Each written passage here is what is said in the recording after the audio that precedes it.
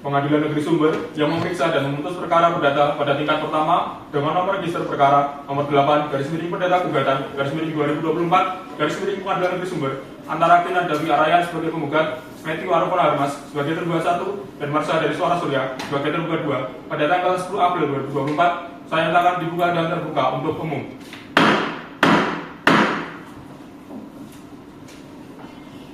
Baik, untuk saudara kuasa hukum tergugat 1, apakah sudah siap dengan jawaban saudara?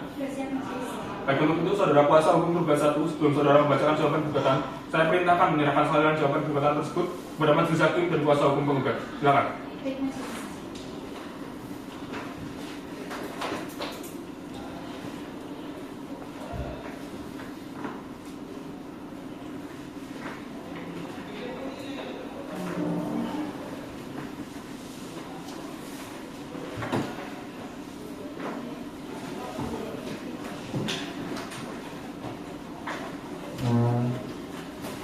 Jawaban dalam perkara nomor 8 perdata gugatan 2024 Pengadilan Negeri Sumber antara Tina Dawi Arayan selaku penggugat melawan Matthew Arifona Harmas selaku tergugat 1 kepada yang terhormat majelis hakim memeriksa perkara perdata nomor 8 perdata gugatan 2024 Pengadilan Negeri Sumber di Pengadilan Negeri Sumber Jalan Sunan Derajat nomor 4 Sumber Cirebon. Dengan hormat, tindakan atas Jingga sarjana hukum magister hukum adalah advokat pada Jingga M4 yang selamat dan berkedudukan di Jalan HM Martono nomor 32C Kota Bekasi yang diberi kuasa berdasarkan surat kuasa khusus nomor 21 surat kuasa khusus perdata 1 2024 tanggal 5 Maret 2024 untuk bertindak atas nama tergugat 1 dalam perkara gugatan perbuatan melawan hukum nomor 8 perdata gugatan 2024 Pengadilan Negeri Sumber di Pengadilan Negeri Sumber. Sehubungan dengan gugatan penggugat dalam perkara aku bersama ini tergugat 1 mohon berkenan untuk menyampaikan jawaban tergugat 1 atas dan berdasar hal sebagai berikut dalam gugatan dalam eksepsi 1. Gugatan penggugat terang dan tetap karena kurang lihat bahwa terbukti pemberitahuan sangat erat kaitannya dengan gugatan ini dibuktikan oleh objek jaminan atas hutang tergugat 1 kepada pemberitahuan berupa tanah sertifikat hak milik nomor 932 Dawu dengan luas 3.241 meter persegi atas nama itu tergugat 1 salah satu objek perkara yang dipersoalkan penggugat dalam perkara ini. Oleh karena gugatan aku penggugat tidak mengikut sertakan pemberitahuan sebagai pihak dalam perkara ini, dengan sendirinya gugatan penggugat menjadi cacat hukum karena kurang lengkap. Dengan demikian gugatan penggugat sudah selayaknya dinyatakan ditolak atau setidaknya dinyatakan tidak dapat diterima. 2. Gugatan penggugat kamu dan tidak jelas bahwa hal yang menunjukkan petitum 1 dengan petitum lain pada gugatan penggugat saling kontradiktif dan tidak berkorelasi adalah penyebutan tergugat dalam petitum, di mana dalam gugatan ini tidak ada sama sekali. Padahal penggugat sendirilah yang menunjukkan pihak-pihak dalam perkara ini. Matthew Arifona Harmas sebagai tergugat 1 dan Marsha dan Suara Surya sebagai tergugat 2 sama sekali tidak ada tergugat. Bahwa jelas mengakibatkan gugatan penggugat menjadi kabur dan tidak jelas. Dengan demikian gugatan penggugat sudah selayaknya ditolak atau setidaknya gugatan penggugat tidak dapat diterima. Dalam pokok perkara 3 akta notaris beserta turunannya yang merupakan materi dan pokok sengketa yang dipersoalkan penggugat dalam perkara ini adalah tidak sah dan tidak mempunyai kekuatan hukum mengikat. A. Hubungan hukum antara penggugat dan tergugat 1 adalah hubungan hutang piutang. B. Antara penggugat dan tergugat 1 tidak pernah sepakat mengadakan jual beli atas objek perkara aku. C. Akta PPJB nomor 14 tanggal 12 September 2022, akta kuasa untuk menjual nomor 15 tanggal 12 September 2022 dan akta kuasa nomor 16 tanggal 12 September 2022 dibuat karena bujuk rayu dan budaya yang dilakukan gugat dengan memanfaatkan keadaan tergugat 1 yang sedang mengalami kesulitan ekonomi. D. Peralihan hak yang dilakukan oleh penggugat berdasarkan akta PPJB nomor 14 tanggal 12 September 2022 tidak sah dan tidak mempunyai kekuatan hukum yang mengikat karena objek perkara tidak dikuasai oleh pembeli yaitu penggugat. E. Perbuatan penggugat atas pemindahan hak milik penggugat dengan menggunakan kuasa mutlak adalah perbuatan yang dilarang menurut hukum. F. Pergantian nama sertifikat hak milik yang semula atas nama tergugat 1 menjadi atas nama penggugat tidak sah dan tidak mempunyai kekuatan hukum yang mengikat. 4. Penggugat adalah pembeli predikat buruk sehingga tidak perlu mendapatkan perlindungan hukum. Bahwa tergugat 1 menolak dengan tegas dalil yang disampaikan oleh penggugat pada gugatannya pada buku 18 halaman 18 yang lainnya dianggap telah dibacakan. Bahwa berdasarkan hal-hal disebutkan di atas telah terbukti harga jual atas objek perkara sebagaimana tercantum dalam pasal 2 akta PPJB nomor 14 tanggal 12 September 2022 yang menyebutkan harga untuk tanah dan bangunan tersebut ditetapkan sebesar 17.500.000.000 rupiah, bukan harga yang layak. Dengan demikian, dalil penggugat yang pada pokoknya menyatakan penggugat adalah pembeli beretikat baik haruslah ditolak, karena sesungguhnya penggugat adalah pembeli beretikat buruk. 5. Para tergugat tidak terbukti melakukan perbuatan melawan hukum. Bahwa tergugat 1 menolak dengan tegas dalil yang disampaikan oleh penggugat pada butir 11 sampai butir 17, halaman 13 sampai halaman 18, yang pada pokoknya penggugat menyatakan yang pada pokoknya penggugat menyatakan para tergugat terbukti telah melakukan perbuatan melawan hukum yang mengakibatkan penggugat menderita kerugian. Bahwa tergugat 1 menolak dengan tegas dari dalil yang disampaikan penggugat pada butir 15 sampai butir 16, yang pada pokoknya penggugat menyatakan bahwa yang uraiannya dia telah dibacakan. Berdasarkan hal-hal tersebut di atas, membuktikan tergugat 1 dan tergugat 2 tidak terbukti melakukan perbuatan perlawanan. Berdasarkan hal-hal tersebut di atas, membuktikan tergugat 1 dan tergugat 2 tidak terbukti melakukan perbuatan melawan hukum sebagaimana didalilkan oleh penggugat. Oleh karenanya, dalil penggugat yang menyatakan para tergugat telah terbukti melakukan perbuatan melawan hukum haruslah ditolak. 6. Tuntutan serta jaminan terhadap harta kekayaan milik tergugat 1 adalah dasar yang membuktikan penggugat sangat bernafsu ingin mendapatkan seluruh harta tergugat 1. Bahwa dalam tuntutan penggugat sangat bernafsu ingin mendapatkan seluruh harta kekayaan tergugat 1. Perbuatan penggugat ini meskipun secara hukum tidak ada yang dilanggar, namun secara etika atau kepatuhan bertindak secara perbuatan penggugat ini meskipun secara hukum tidak ada yang dilanggar, namun secara etika atau kepatuhan bertindak serakah dan arogan. Dibuktikan penggugat meminta agar pengadilan negeri Sumber meletakkan jaminan atas harta kekayaan milik tergugat 1 di luar dari objek perkara yang dipersengketakan dalam perkara ini. Dengan demikian, tuntutan penggugat tersebut sudah selayaknya ditolak. 7. Tuntutan penggugat yang meminta putusan serta-merta atas perkara ini tidak tepat dan berdasar. Bahwa berdasarkan uraian dalil-dalil gugatan penggugat membuktikan bahwa materi dan pokok perkara yang dipersengketakan dalam perkara ini adalah sah tidaknya akta yang dibuat oleh notaris. Oleh karena itu, maka tidak tepat dan berdasar apabila Ketua Pengadilan Negeri Sumber menetapkan putusan serta-merta atas perkara ini. Dengan demikian, tuntutan penggugat yang meminta putusan serta-merta atas perkara ini haruslah ditolak. Petitum, berdasarkan uraian dan alasan-alasan yang telah dikemukakan di atas, maka dengan ini kami mohon kepada Majelis Hakim Pengadilan Negeri Sumber agar berkenan kiranya memberikan putusan yang amarnya berbunyi sebagai berikut. Dalam eksepsi 1, menerima dan mengabulkan eksepsi tergugat 1 seluruhnya. 2. Menyatakan gugatan yang diajukan oleh penggugat kabur atau kurang pihak. 3. Menyatakan menolak gugatan penggugat untuk seluruhnya atau setidak-tidaknya gugatan tidak dapat diterima. Dalam pokok perkara, 1. Menolak gugatan penggugat seluruhnya atau setidaknya menyatakan gugatan ini tidak dapat diterima.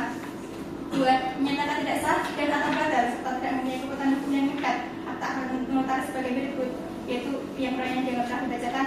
3. Menyatakan tidak sah dan atau batal serta tidak mempunyai kekuatan hukum yang mengikat. Akta jual beli yang memuat peralihan hak atas tanah dan bangunan yang masing-masing sebagai berikut, yang uraian yang telah dibacakan. 4. Menghukum penggugat untuk membayar seluruh biaya yang timbul dalam perkara ini.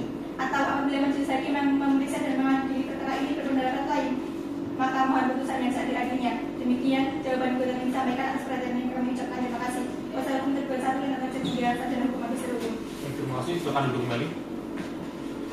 Baik, selanjutnya untuk saudara kuasa hukum tergugat 2, apakah sudah siap dengan jawaban saudara? Sudah siap, Yang Mulia. Baik, untuk itu saudara kuasa hukum tergugat 2, sebelum saudara membacakan jawaban gugatan, saya perintahkan menyerahkan salinan jawaban gugatan tersebut kepada Majelis Hakim serta kuasa hukum penggugat. Silakan. Baik, Yang Mulia.